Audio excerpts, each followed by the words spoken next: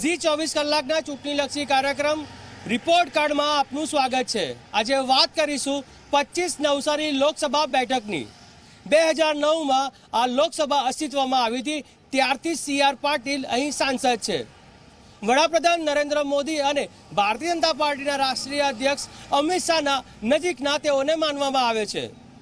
2014માં ચૂંટણી જીત્યા ત્યારે તેમણે અનેક વાયદાઓ કર્યા હતા। શું થયું આ વાયદાઓનું? સાથે જ તેમની ગ્રાન્ટનો કેટલો ઉપયોગ થયો, શું છે રાજકીય સમીકરણ અને આ વખતનો ચૂંટણીનો શું માહોલ છે, તમામ મુદ્દે વાત કરીશું રિપોર્ટ કાર્ડમાં।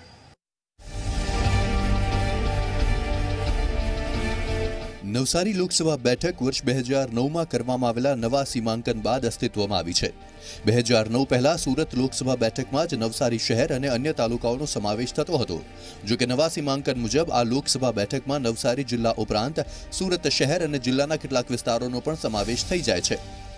નવસારી લોકસભા વિસ્તારમાં 7 વિધાનસભા બેઠકોનો સમાવેશ થાય છે, જેમાંથી સુરત શહેર અને જિલ્લાની 4 વિધાનસભા બેઠક છે, જ્યારે નવસારી શહેર અને જિલ્લાની 3 વિધાનસભા બેઠક છે। સુરત શહેર અને જિલ્લાની લિંબાયત, ઉધના, મજુરા અને 84 અને નવસારી શહેર તથા જિલ્લાની અને જલાલપોર, નવસારી અને ગણદેવી બેઠકનો આ લોકસભામાં સમાવેશ થાય છે। નવસારી લોકસભા બેઠક પર કુલ મતદારો 19,40,700 છે, જેમાંથી 10,60,600 પુરુષ મતદારો છે, જ્યારે 8,80,021 મહિલા મતદારો છે। 2009થી અસ્તિત્વમાં આવેલી આ બેઠક પર ભાજપના સી.આર. પાટીલ 2 ટર્મથી ચૂંટણી જીતી રહ્યા છે। પોલીસ કોન્સ્ટેબલ તરીકે ફરજ બજાવતા પાટીલ નોકરીમાંથી રાજીનામું આપી ઉદ્યોગપતિ બન્યા, મીડિયા હાઉસ શરૂ કર્યું અને સાથે સાથે ભાજપમાં જોડાયા। વર્ષ 2009માં નવી બનેલી નવસારી લોકસભાની બેઠક પર સુરત અને નવસારીના અનેક મોટા દાવેદારો વચ્ચે સી.આર. પાટીલ પર પસંદગીનો કળશ ઢોળાયો। 2009ની લોકસભા ચૂંટણીમાં સી.આર. પાટીલ અને કોંગ્રેસના ધનસુખ રાજપૂત વચ્ચે ટક્કર થઈ, જેમાં કોંગ્રેસના ઉમેદવાર ધનસુખ રાજપૂત સામે સી.આર. પાટીલનો 1,32,643 મતોથી વિજય થયો। તો 2014માં કોંગ્રેસે મકસૂદ મિર્ઝાને ટિકિટ આપી, પરંતુ દેશભરમાં ચાલેલી મોદી લહેરમાં સી.આર. પાટીલને 8,20,831 મત મળ્યા, જ્યારે મકસૂદ મિર્ઝાને માત્ર 2,62,715 મત મળ્યા। આમ સી.આર. પાટીલ 5,58,116 જેટલા જંગી મતોથી વિજય બન્યા। સી.આર. પાટીલ દેશના એવા પહેલા સાંસદ છે કે જેમની ઓફિસ ISO સર્ટિફિકેટ ધરાવતી હોય। તેમણે પોતાના મત વિસ્તારના 3 ગામોને આદર્શ ગામ બનાવવા પ્રયાસ કર્યા। તેમણે ઉપયોગમાં લીધેલી ગ્રાન્ટની વાત કરીએ તો નવસારીમાં 7,47,00,000, જલાલપોરમાં 5,48,00,000, ગણદેવીમાં 11,10,00,000, ઉધનામાં 62,00,000, લિંબાયતમાં 37,67,000, મજુરામાં 45,14,000 અને 84માં 3,73,00,000ની ગ્રાન્ટ વાપરી। સુરતના મુખ્ય ઉદ્યોગ ગણાતા કાપડ ઉદ્યોગવાળો વિસ્તાર લિંબાયતનો પણ નવસારી લોકસભામાં સમાવેશ થાય છે। તો રિલાયન્સ, SR, ONGC જેવા ઉદ્યોગો 84 તાલુકામાં છે, જેનો સમાવેશ પણ નવસારી લોકસભામાં જ થાય છે। ત્યારે અહીંના ઉદ્યોગ સાથે સંકળાયેલા લોકોના મત પણ નવસારી લોકસભા બેઠકના ઉમેદવાર માટે મહત્વના બની જાય છે। સ્નેહલ પટેલ, ઝી મીડિયા, નવસારી।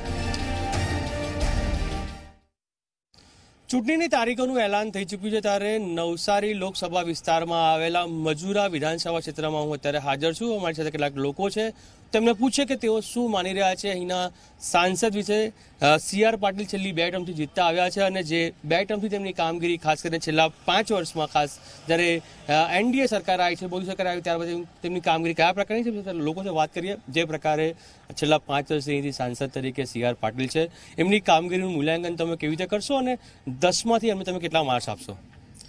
કામગીરીની વાત કરીએ અત્યારે આપણે તો ખરેખર એવું લાગે છે કે લોકશાહીના દેશમાં વિકાસ, તો પ્રથમ એ પ્રશ્ન થાય છે કે વિકાસ આ પાર્ટીઓ જે કરી રહી છે તે લોકોનો વિકાસ કરી રહી છે, પોતાનો વિકાસ કરી રહી છે કે પાર્ટીનો વિકાસ કરી રહી છે, તે ધ્યાનમાં નથી આવતું। આજે એજ્યુકેશન પીપલ પણ કન્ફ્યુઝમાં છે કે આજે વિકાસ કહેવો કોને? શું કચરો લીલો અને સૂકો કરી દેવાથી વિકાસ? શું ગુજરાતને વાઇબ્રન્ટ કરી દેવાથી ગુજરાતનો વિકાસ? આજે ગુજરાતની અંદર 85% લોકો તો આદિવાસી છે, તો વાઇબ્રેશન ને વાઇબ્રન્ટ શેનું છે એ સમજ નથી પડતી આજે।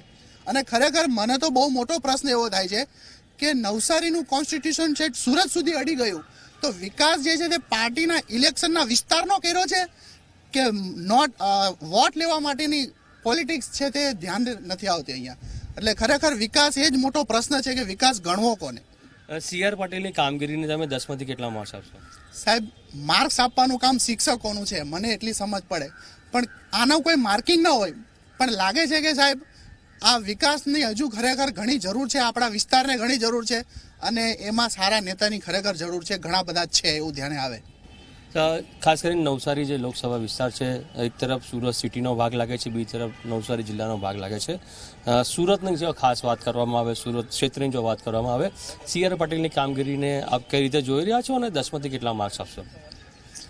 સી.આર. પાટીલની કામગીરીમાં તો બાકડા ઉપર એનું નામ વાંચીએ ત્યારે ખબર પડે કે આ સાંસદ છે, બાકી એવા કોઈ નક્કર કામગીરી અને લોકો માટે કરી નથી કે જેથી ખબર પડે કે આ સુરતના સાંસદ છે. એસએમસી વાળા ખાતમુહૂર્ત કરવાનું હોય એ કામ પણ સાંસદ શ્રી દ્વારા કરવામાં આવે એટલે એના ઉપરથી આપણે ખબર પડે કે એની ગ્રાન્ટ પણ એ પોતે વાપરી શકતા નથી કે એસએમસીના કામોને પોતાના નામ પર ચડાવવાનું કામ કરે છે. અને માર્ક્સ આપવામાં તો જનતા આ વખતે 100% એને માર્ક આપશે, વોટ રૂપી માર્ક આપશે. બાકી મારે જો આપવાના હોય તો હું 10માંથી 1 માર્ક આપું છું.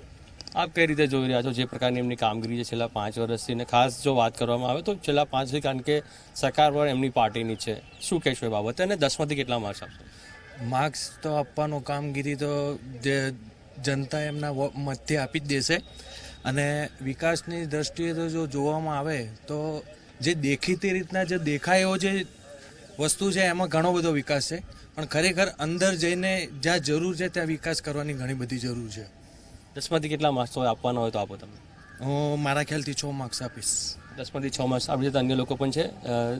5 વર્ષ સરકારને થયા છે, ચૂંટણીની જાહેરાત થઈ છે. 5 વર્ષમાં એવી કઈ કામગીરી તમને લાગે છે કે જે સી.આર. પાટીલે ખરેખર લોકો માટે કરી છે અને જે ખરેખર કામ કરવાના છે થયા નથી? શું લાગે છે, આપ શું કહેશો? હું જે મત વિસ્તારમાંથી આવું છું એ મજૂરા, અહીંયાનો સૌથી મોટો વ્યાપારી વર્ગને સમસ્યા હતી જીએસટીની, જે અહીંયા સૌથી મોટી સુરતનું દેશવ્યાપી આંદોલન થયું જીએસટી. એમાં આજ દિન સુધી મેં જોયું નથી કે સી.આર. પાટીલે નક્કર લેખિત જીએસટી કાઉન્સિલને કે સદનમાં જઈને ઊભા થઈને પોતાની પાર્ટી સામે બોલી શક્યા હોય કે ના, આ જીએસટીના કાયદામાં ફેરબદલની જરૂર છે. એવી કોઈ નક્કર કામગીરી એમના તરફથી અમને જોવામાં આવી નથી. પ્લસ વાત કરીએ એરપોર્ટની, વાતે તો લોકોને એ જ કહેવા માંગે છે કે મેં ફ્લાઇટો ચાલુ કરાવી, પણ તેની પાછળ અનેક ઘણી બીજી સંસ્થાઓનો ટેકો હતો, જેમ કે south Gujarat chamber of commerce. એ બધાની રજૂઆતના પગલે આ બધું જે મળી રહ્યું છે. નક્કર એમ નહીં કહી શકાય કે ફક્ત સી.આર. પાટીલ દ્વારા આ બધા કામો પૂરા કરવામાં આવ્યા છે. એમને જો માર્ક આપવામાં આવે તો ફક્ત હું 2 કે 3 માર્ક આપીશ, એનાથી વિશેષ નહીં. આપનું શું કહેવું છે જે પ્રકારે છેલ્લા 5 વર્ષથી સી.આર. પાટીલની આગળ સાંસદ છે? આમ તો 2 ટર્મ છે, પરંતુ આપણે આ વર્ષ ચૂંટણીની વાત કર્યા છે. 2014થી 2019 વર્ષમાં એમની કામગીરીનું મૂલ્યાંકન તમે કઈ રીતે કરશો? સાહેબ, મૂલ્યાંકન તો વિકાસ તો થયો છે, પણ બધી બાબતનો વિકાસ તો થયો જ નથી. વિકાસ હજુ કરવાનો ઘણો બાકી જ છે. કારણ કે ઘણા વર્ગ તો અત્યારે તો શિક્ષણમાં જેટલા છોકરાઓ ભણી ગણીને એન્જિનિયર કોલેજમાં જાય છે, પણ નોકરી તો મળતી નથી. ક્યાંક કોઈને તો કંઈ મળતું જ નથી. બધું ચાલે છે આમ જ રામ ભરોસે. તો કે હવે વિકાસને બધું જોવા જઈએ અત્યારે બેકારી જ વધારે છે અત્યારે હાલમાં. તો 10માંથી કેટલા માર્ક્સ તમે એમની કામગીરી? 10માંથી હું એમને 5 થી 6 માર્ક્સ આપવા સમર્થ છું. મિત્ર, અન્ય એક યુવાન પણ છે. જે પ્રકારે 5 વર્ષ થયા છે, ચૂંટણીની જાહેરાત થઈ છે અને હવે ફરીથી પ્રજાએ પોતાનો વોટ આપવાનો છે. સી.આર. પાટીલની કામગીરીનું મૂલ્યાંકન આપ કઈ રીતે કરશો ને એમને 10માંથી કેટલા માર્ક્સ આપશો? આમ જોવા જઈએ તો એમના એરિયામાં જે હાઇલાઇટ થતા જે મેઇન રોડ છે ત્યાં જ એમનું કામગીરી બતાવે છે. અંદરની સાઈડના જે રોડ હોય ત્યાં કશું જ જાતની કામગીરી થતી નથી. અને જોવા જઈએ તો એ બસ જ્યાં જાહેર રસ્તા છે ત્યાં એમના બાકડા નામે કે અમે આ કામ કરીએ છીએ, લોકો માટે આ વ્યવસ્થા કરીએ છીએ, બસ એ રીતનું જ બતાવવા માંગે છે. બાકી કોઈ એવો જાતનો વિકાસ થયેલો નથી. 10માંથી કેટલા માર્ક્સ આપશો? હું 2 વોટમાં અપાવીશ. તો આ સુરતના મજૂરા વિસ્તારના લોકો છે. અલગ અલગ લોકોનો અભિપ્રાય હોય છે, પરંતુ જે લોકો સાથે અમે વાત કરી તેમનું કહેવું છે કે કામ થયા છે, પરંતુ કામ કરતાં પ્રસિદ્ધિ વધારે થઈ છે અને 10માંથી 2 થી લઈને 6 થી 7 સુધીના માર્ક્સ લોકો આપી રહ્યા છે. લોકોનું મૂલ્યાંકન છે. ચૂંટણીની જાહેરાત થઈ ચૂકી છે. આગામી 23 તારીખે લોકોએ મત આપવાનો છે. જોવાનું હોય છે કે મતદારો પોતાનો મત કોના તરફે આપે છે.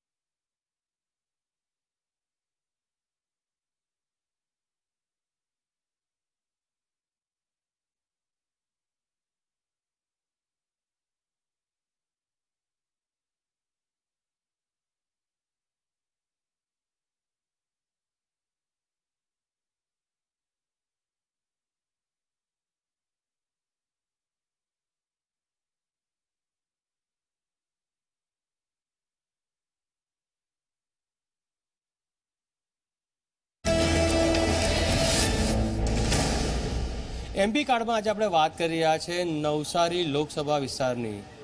સુરત એટલે ટેક્સટાઇલ માર્કેટની સિટી, સિલ્ક સિટી તરીકે તે જાણીતું છે અને નવસારીના અનેક વિસ્તારોની અંદર કાપડ ઉદ્યોગ સાથે સંકળાયેલી જે મિલો છે, બિઝનેસ છે તે આવી રહ્યા છે. સૌથી પહેલાં આપણે દ્રશ્યો બતાવે છે. અત્યારે સુરતના ટેક્સટાઇલ માર્કેટમાં આવ્યો છે. અહીં સાડીનું કામ કરવામાં આવેલું છે. ખૂબ મોટી સંખ્યામાં સાડી બની રહી છે.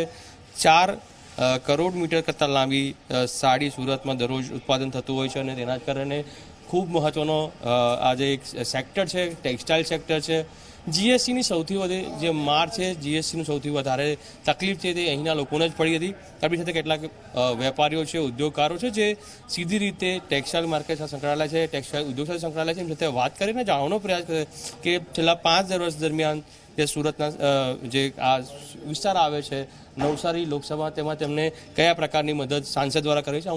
मैं आपसे पूछना चाहूँगा कि नवसारी के जो सांसद है पिछले 5 साल के दौरान, लेकिन पिछले जे 1.5-2 साल में जो जीएसटी की मार आपको लगी, इस सारे मुद्दों पर सांसद की ओर से आप किस तरह से उनके कामकाज को देखते हैं और अगर 10 में से उनको अंक देने हो तो कितने अंक देंगे? सीआर साहब जैसे जमीन से जुड़े हुए नेता है, ठीक है, जीएसटी लगी थी, आंदोलन किया था कपड़े व्यापार, हम लोग भी उसमें शामिल थे, लेकिन उन्होंने उस आंदोलन की जो भी समिति बनी थी उसका एक संयोजक के रूप में काम किया था. अपने जितने भी पदाधिकारी थे, पोस्ट आगे थे और भी अपने जो समिति थी उनको वहाँ दिल्ली तक भी वो साथ में लेके गए थे और बातचीत का एक स्तर उन्होंने अपने नेता के तौर पर आगे बढ़ाया था. तो उस हिसाब से उनका काम सकारात्मक है और अच्छा भी है. ये तो जीएसटी की बात, लेकिन अलग सेक्टर के आप जो हम परिवार से जुदा रहे, अलग सेक्टर में भी उनका सहयोग है. जैसे अभी रेल रोको समिति बनी थी, क्योंकि बाहर गांव के जो प्रवासी वो बहुत ज़्यादा रहते हैं यहाँ पे, उनका आने जाने के लिए भी तकलीफ होती थी. उन्होंने भी सहयोग किया था. जो भी समिति के सदस्य थे उनके पास गए थे, उन्होंने अपनी मांग को आगे रखा था और उन्होंने वो ट्रेन का जो भी अपने स्तर पर एक नेता के स्तर पर कार्रवाई होती है वो उन्होंने की थी उस वक्त भी. 10 में से कितने अंक देंगे आप? 10 में से सीआर साहब को कम से कम 8 अंक इस काम के लिए उनको मिलना चाहिए, क्योंकि जनता के अंदर उपलब्ध नेता है. आप आज कोई भी आदमी अगर अपने निजी काम के लिए भी जाता है तो वो उपलब्ध होते हैं उस हिसाब से. क्या कहेंगे, क्योंकि 5 साल का कार्यकाल पूर्ण हो चुका है, मतदान करने की बारी अब आई है. 5 साल के अंदर किस तरह का काम उन्होंने किया है, किस तरह से आप उनके पूरे 5 साल के कार्यकाल को देखते हैं? व्यक्ति के हिसाब से वो बहुत बढ़िया व्यक्ति है, बहुत अच्छे नेता है. नेता के हर गुण उनके अंदर है और ज़मीन से जुड़े हुए हैं. लेकिन जहां हम काम की बात करते हैं, अच्छे काम करते हैं, सूरत के अंदर जो उन्होंने किया है वो न भूतो न भविष्यति वाला कार्य. 10 साल का कार्यकाल अगर हम पूरा देखेंगे बहुत बढ़िया काम किया है. लेकिन अब पिछले 1.5 साल का जो दौर है उसके अंदर हम देखेंगे तो 2 बड़े आंदोलन हम व्यापारियों द्वारा जो किए गए थे. एक था रेल संघर्ष समिति का हमारा आंदोलन कि उत्तर भारत का हमारा कनेक्टिविटी जो है रेल की वो कम है. दूसरा था जीएसटी वाला आंदोलन. उन दोनों में उनकी भूमिका जो थी वो नगण्य रही थी. अभी मेरे साथी ने बताया था, शायद उनको कम जानकारी है इसके लिए उनको पता नहीं है. यहाँ तक कि भूपेंद्र यादव को जब हम अपना ज्ञापन दे रहे थे तो उन्होंने वो ज्ञापन पकड़ करके छीन करके फाड़ दिया था और बोले कि किस ट्रेन वो है अभी भी, जबकि किस ट्रेन धरती पे कोई चल नहीं रही है, ऐसा कुछ है नहीं. मतलब ये एक प्रकार से झूठ वहाँ पे उन्होंने बोल दिया था. दूसरा, जब जीएसटी आंदोलन में जब हुआ था तो उन्होंने बोला था कि देखते हैं कौन ऐसा है जो आंदोलन कर रहा है, कौन व्यापारी ऐसा है जो दुकान बंद रखता है, सबकी खुलाएंगे करेंगे. उन्होंने मीडिएटर की भूमिका अगर वो शुरुआत से ही निभाते, अगर वो एक पक्षीय निर्णय नहीं लेते, अगर बहुपक्षीय द्विपक्षीय हमारी इस चीज़ को देखते, अगर बाद में उनका अच्छा था. मैं खुद गया था वहाँ पे जब दिल्ली में, तो उनका सहयोग बढ़िया था. उन्होंने और मनसुख भाई मांडविया ने दोनों ने वित्त मंत्री जी से हमारी मुलाकात कराई, बात कराई, सब कुछ अच्छा था. लेकिन उन 2 चीज़ को छोड़ करके उनका सब बहुत बढ़िया उनका कार्यकाल है और हम तो ये चाहते हैं कि वापस उनको रिपीट किया जाए. अच्छे आदमी है, सुगम आदमी है, ज़मीन से जुड़े हुए, हर तरीके से हम उसको अच्छा मानते हैं. और रही बात अंकों की, अगर तो मैं 10 में से वास्तव में 8 अंक उनको दूंगा और 2 अंक वही रेल संघर्ष समिति और जीएसटी वाले ही कम करूंगा मैं. आप किस तरह से देखते हैं कि कपड़ा उद्योग वो देश का सबसे बड़ा सेक्टर है और यहाँ पर बहुत सारे राज्यों के लोग चाहे बिजनेस करते हैं, व्यापार करते हैं या तो फिर यहाँ पर रहते हैं. टेक्सटाइल उद्योग का एक सबसे बड़ा जो दिक्कत है वो है उठामड़ा. लोग भाग जाते हैं, चले जाते हैं और लाखों रुपए की नुकसान होती है. क्या लगता है इस सारे मामलों के अंदर उनका रवैया किस तरह का है? इस मामलों में वो नहीं पड़ते हैं. हमारी जो मेन व्यापारियों की समस्या, यहाँ लाखों की संख्या में प्रवासी व्यापारी रहते, प्रवासी भाई रहते हैं, उनके लिए मेन हमने उनसे मांग की थी. बाड़मेर और श्री गंगानगर के लिए ट्रेन के लिए उनको ज्ञापन दिए गए थे, लेकिन वो ट्रेनें अभी तक चालू नहीं हुई है. वो ट्रेन हमारे को होनी चाहिए. और वैसे सीआर पाटिल साहब का कार्यकाल मैं उनको 10 में से 9 नंबर दूंगा। कारण कि वो एक सरलता से अपन कभी भी जाए वो उपलब्ध होते हैं, ये उनमें मेन खासियत है।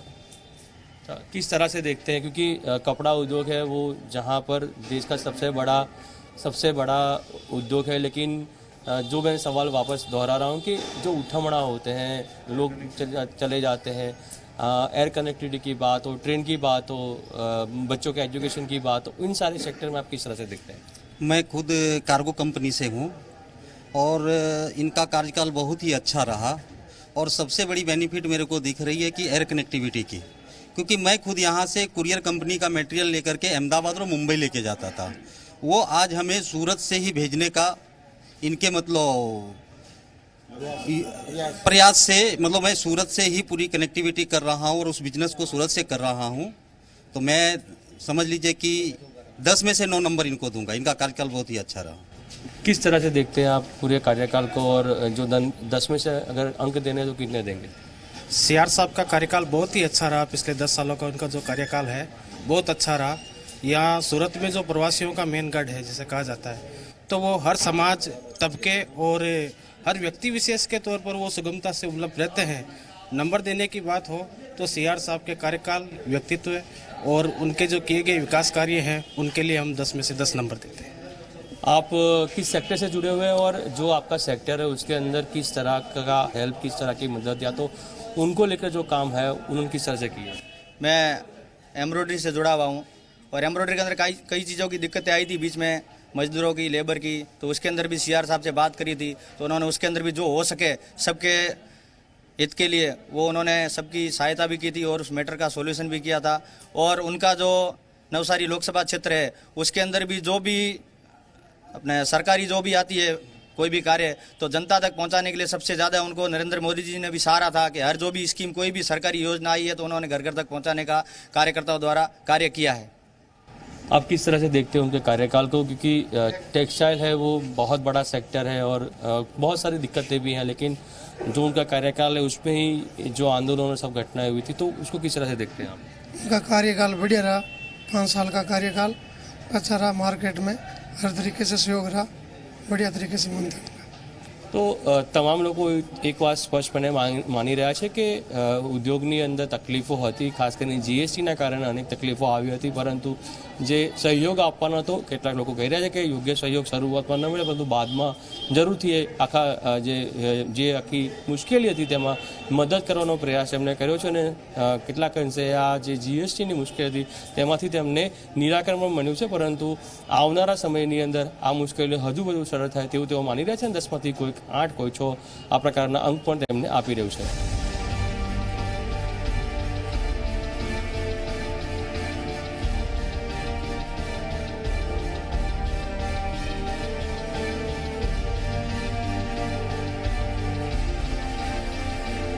ભાઈ સૌથી પહેલાં સ્વાગત છે G24 કલાકમાં। જે પ્રકારે તમારી પાસે એવી જવાબદારી છે, કારણ કે સુરત શહેર, સુરત જિલ્લો અને સાથે જ નવસારી આખી અલગ વસ્તુ પડી જાય છે। 5 વર્ષથી તમારી કામગીરી કઈ રીતે તમે પોતાનું મૂલ્યાંકન કરી રહ્યા છો? મને એવું લાગે છે કે એક પાર્ટીના કાર્યકર્તા તરીકે મને મળેલી જવાબદારીને નિભાવવા માટેનો મેં પ્રામાણિક પ્રયત્ન કર્યો છે। જે લોકોની અપેક્ષા હોય એની પ્રાયોરિટી નક્કી કરીને એ રીતે પણ એને ઉકેલવાનો પ્રયત્ન કર્યો છે। આમ તો હું આ વિસ્તારનો સાંસદ 10 વર્ષથી છું, પરંતુ છેલ્લા 5 વર્ષમાં આદરણીય પ્રધાનમંત્રી નરેન્દ્રભાઈ મોદી સાહેબની સરકાર હતી, એના કારણે અનુકૂળતા હતી અને એના કારણે જે વર્ષોથી વિલંબિત પ્રશ્નો કે જેને ઉકેલવા માટેની આશા પણ કદાચ સુરતના લોકોએ નહોતી કરી, એવા પ્રશ્નોને પણ ઝડપથી અમે ઉકેલી શક્યા છીએ। એની અંદર સૌથી મોટી વાત હતી એર કનેક્ટિવિટીની। આજે લગભગ 10,000 લોકો રોજ ફ્લાઇટમાં અપડાઉન કરે છે અને ડાયમંડ અને ટેક્સટાઇલ એ સિવાય અહીંયા સૌથી વધુ પ્રમાણમાં આખા દેશમાં ગુજરાત એ મેડિકલ ડિવાઇસ બનાવવામાં મોખરે છે અને એમાં સુરત એ સૌથી મોખરે છે। સુરતના ટેક્સટાઇલના વેપારીઓએ ક્યારે પણ જીએસટીનો દર નીચે લાવવા માટેની રજૂઆત નહીં કરી। એમની એકમાત્ર રજૂઆત હતી કે તમે આ જે પ્રક્રિયા છે આ પ્રક્રિયાને સરળ કરી આપો અને એમની માગણી વ્યાજબી હતી। એમનો એ અધિકાર હતો કે ધંધો કરવો છે પણ એમાં સરળતા હોવી જોઈએ. નીતિ નિયમોના અંદર અટવાય એના કારણે એમના ધંધાને નુકસાન થાય, એના બદલે જો સરળતા હોય તો એ વધુ સારો બિઝનેસ કરી શકે. અને એટલા માટે એમની આ વ્યાજબી માંગણીને અમે જ્યારે સરકારમાં રજૂ કરી તો એનો સ્ટેપ બાય સ્ટેપ એના જેટલા પણ પ્રશ્નો આવતા ગયા એ ઉકેલાતા ગયા. ચૂંટણીની જાહેરાતો થઈ ચૂકી છે અને થોડાક જ સમયમાં નવસારીના સાંસદ કોણ બનશે તેની પણ પ્રક્રિયા પૂરી કરવામાં આવશે. ભારતીય જનતા પાર્ટી કે કોંગ્રેસ પોતાના ઉમેદવારની જાહેરાત કરશે. જોવાનું એ છે કે 23 તારીખે જ્યારે મતપેટીઓમાં અથવા તો મતદાન લોકો કરશે ત્યારે કોને પોતાના સાંસદ તરીકે ચૂંટશે. પરંતુ એક વાત બહુ સ્પષ્ટ છે કે જે વિકાસનું કામ કરશે, જે લોકોના હિતની વાત કરશે તે જ સાંસદ બનશે.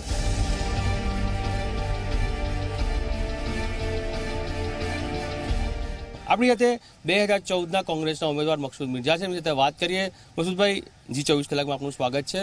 જે પ્રકારે 2014ની ચૂંટણી રહી હતી, આપને ખૂબ નાની ઉંમરની અંદર દાવેદારી કરવાનો મોકો મળ્યો તો પાર્ટી ટિકિટ આપી હતી. 2014થી 2019 ચૂંટણીની જાહેરાત થઈ છે. CR પાટીલ જે સાંસદ છે એની કામગીરીને આપ કઈ રીતે જોઈ રહ્યા છો? શું એમનું મૂલ્યાંકન તમે કરી રહ્યા છો?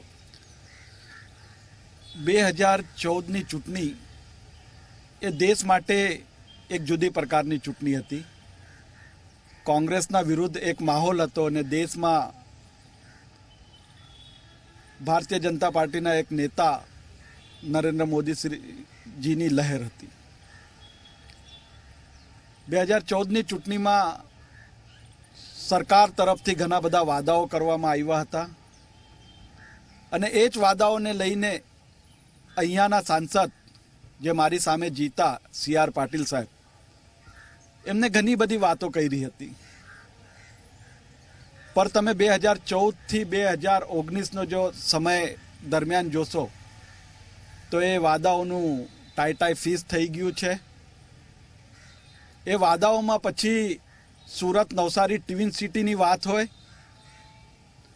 કે નવસારી શહેરમાં એક નવા ઇન્ડસ્ટ્રીયલ ઊભા કરવાની વાત હોય કે નાની જેવી વાત જે સરકાર અને સાંસદને લાગુ પડતી હોય કે ઉધના રેલવે સ્ટેશન વેસ્ટમાંથી ઈસ્ટમાં જવા માટે ફૂટ ઓવરબ્રિજની વાત હોય, એ દરેક વસ્તુમાં સાંસદશ્રી નિષ્ફળ થઈ રહ્યા છે.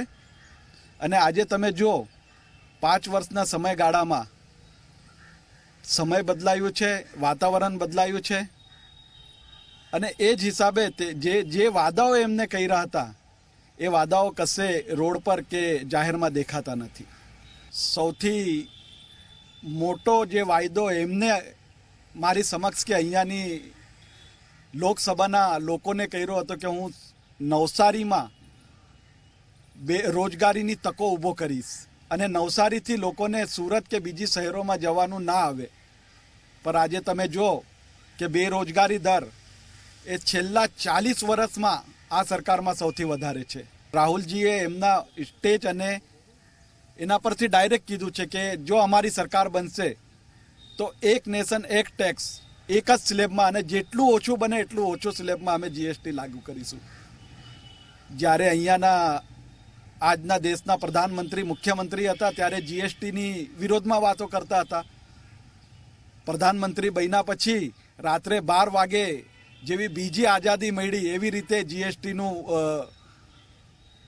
કાયદો લઈને આવ્યા. જોવાનું હોય છે કે જે દમખમ ખાતે સાથે ભારતીય જનતા પાર્ટીના જે કેન્ડિડેટ છે અથવા તો ઉમેદવાર છે અથવા તો ભૂતપૂર્વ સાંસદ કહી શકાય, અત્યારે જે સિટિંગ સાંસદ છે, આ સાંસદના દમખમ સામે સવાલ ઉઠાવવામાં આવી રહ્યા છે.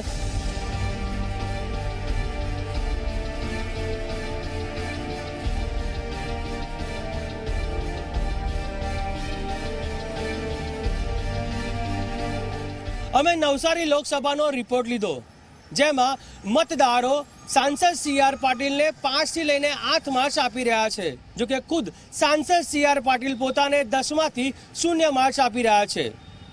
ગુજરાતમાં લોકસભાની ચૂંટણી તારીખો જાહેર થઈ ચૂકી છે. 23મી એપ્રિલના રોજ મતદાન થવાનું છે, 23મી મેના રોજ ગણતરી થવાની છે. ત્યારે જોવાનું હોય છે કે નવસારીને કોણ સાંસદ મળે છે. અન્ય લોકસભાની પણ ચર્ચા કરીશું. ત્યાં સુધી રજા આપશો. નમસ્કાર.